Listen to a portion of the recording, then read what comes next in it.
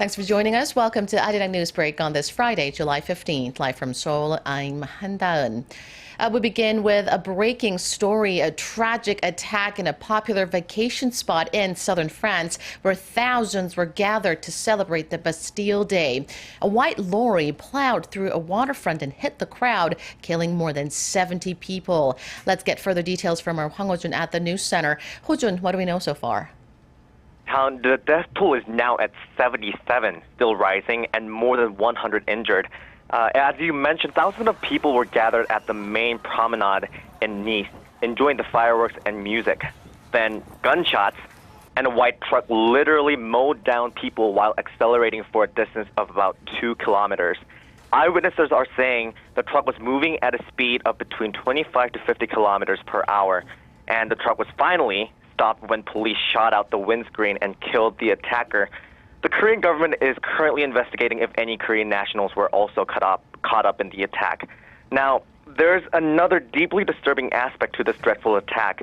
We are hearing that local authorities found an arsenal of weapons inside the truck, such as firearms, grenades, and explosives, which is why news agencies say this attack could have been even worse. If those weapons had been used, the death toll would have potentially run into the hundreds or thousands. French President François Hollande, who was in Mongolia for the ASEM summit meeting, is now flying back to France for crisis talks. Ho-jun, this happened while the world is still reeling from the shocks of a series of terror attacks during the Ramadan period. Any details on whether this was linked to a terror group? Well, in fact, as of now, the attacker has not yet been identified, and no claim of responsibility has been made. But there are plenty of hints pointing to Islamic extremist groups such as ISIS.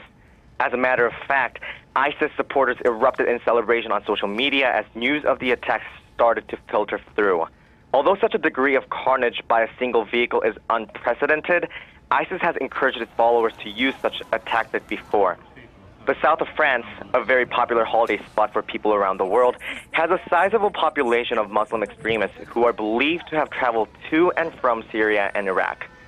Given the sheer scale of carnage and the discovery of sophisticated weaponry, experts are saying it's highly likely the attack was pre-planned and organized. Again, it's difficult for an individual with no direct links to terror groups to have such an arsenal of weapons, especially in Europe, which is why experts are saying rather than this being a so-called lone wolf attack, there must have been a network pulling the strings behind the scenes. Daeun? Thank you, Ho-jun, for that. We'll have more details in our next newscast as the story develops. President Park Geun-hye is in Mongolia for the Asia-Europe Meeting Summit and for talks with her Mongolian counterpart. Officials say the events will give the president the platform to tackle some economic and security challenges and garner support for her administration's North Korea policies. We get more from Song Ji-sun in Ulaanbaatar. 특히 브렉시트 이후 보호무역주의와 신고립주의 확산이 우려가 되고 있는데 앞으로 우리가 대외지향적 개방정책 기조를 선도하고 자유무역 규범의 공고화를 이끌어가는 첫 번째 외교 무대로 이번 아셈 정상회의가 중요하다고 봅니다. President Park will take the stage at the Asia-Europe meeting, hoping to use it as an opportunity to promote Korea as a leading open trade nation. This summit, celebrating 20 years of solidarity between Asia and Europe this year, is the first multilateral event to be held since Britain's decision to leave the European Union.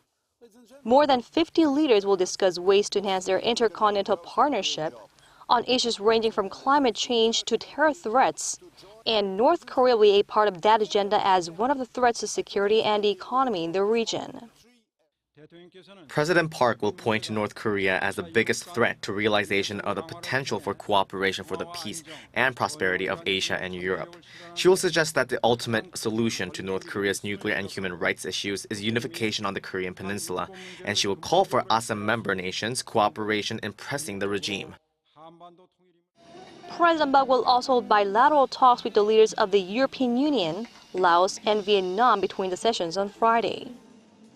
Through her speech at the summit, President Park will help guide the discussion by laying out her vision for the ASEM nations as they work to overcome a new set of challenges. Song Ji-sun, ARIRANG News, Ulaanbaatar. Deputy foreign ministers from South Korea, the United States, and Japan are holding trilateral talks in Hawaii. The meeting comes as tensions are running high in the region over North Korea and territorial disputes in the South China Sea. U.S. Deputy Secretary of State Antony Blinken is hosting South Korean First Vice Foreign Minister Im Sung-nam and Japanese Vice Foreign Minister Shinsuke Sugiyama. At the start of the meeting, U.S. Vice President Joe Biden delivered opening remarks underscoring the importance of the security cooperation between the three nations. In recent days, North Korea has threatened physical retaliation in protest of the U.S. sanctions on leader Kim Jong-un and the decision to deploy the THAAD missile defense system to South Korea. The talks also come after an international panel rejected China's territorial claims to most of the South China Sea. On the trade front, Korea's free trade deal with Colombia has come into effect, paving the way for Korean exporters to get a stronger foothold in South America's third largest market. Under the free trade agreement, tariffs on roughly 4,400 Korean export products to Colombia will be eliminated immediately. Over the next 10 years, duties will be scrapped on 96.1% of products from Colombia and 96.7% of products from Korea. Korea's key export products like cars, which are currently hit with a heavy tax rate of 35%, will be phased out gradually, while duties on promising products like cosmetics will be gone in 7 to 10 years.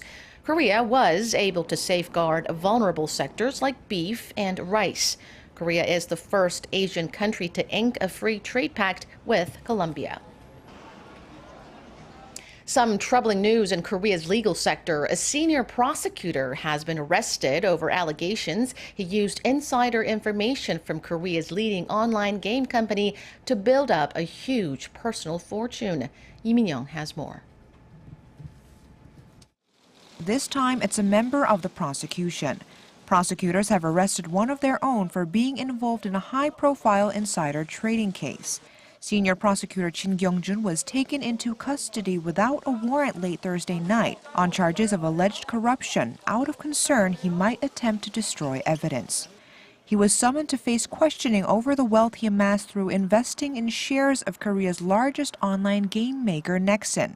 Jin has been quizzed over suspicions he received insider information from Nexon's chairman, Kim Jong-ju, in exchange for favors to cover up company irregularities.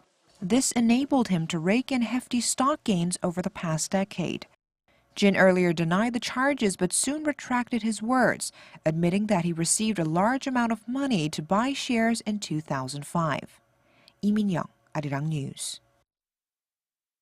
That does it for now, but keep it tuned to ARIRANG for more on the France attack and other top stories. Thank you for watching.